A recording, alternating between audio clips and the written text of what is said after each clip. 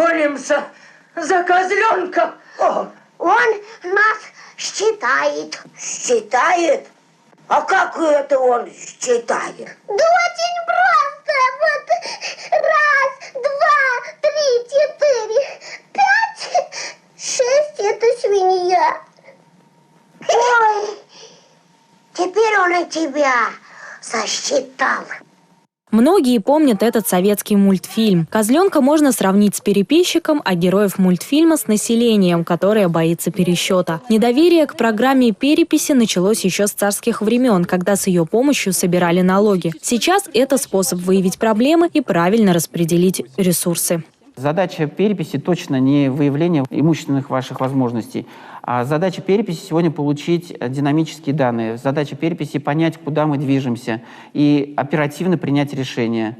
Мы все вот действительно делаем же это на уровне своей семьи. Мы считаем, сколько у нас бюджета, мы планируем свое будущее, куда пойдут у нас дети, будут ли они оставаться в своем городе или будут уезжать в Москву, в университет поступая. Мы же об этом постоянно говорим. Мы считаем, сколько комнат в нашей квартире должно быть, исходя из наших планов и суждений. То же самое нужно делать на уровне всей страны. Сегодня пройти перепись населения стало намного удобнее, а в период пандемии еще и безопаснее. Можно не ждать переписчика и не контактировать с ним, достаточно зайти в портал госуслуги и ответить на вопросы. Вопросы типовые, вопросы направлены на то, чтобы действительно уточнить детали нашего проживания, особенности миграции населения, особенности семейного статуса. И это позволяет уже строить правильную демографическую и социально-экономическую политику в нашей стране. Каждый вопрос в анкете – ключ к развитию, поэтому важно отвечать правильно и точно. 128 народов было у нас по последней переписи.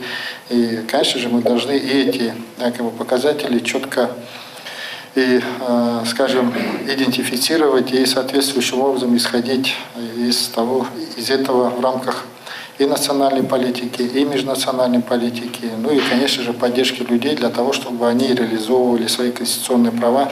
Недоверие к переписчику осталось в царской России. Сегодня перепись проходит сотни тысяч людей, которые знают, для чего она нужна и что она дает. Екатерина Никитко, Татьяна Трофимова, Маргарита Мельникова, Павел Рядков, Республика.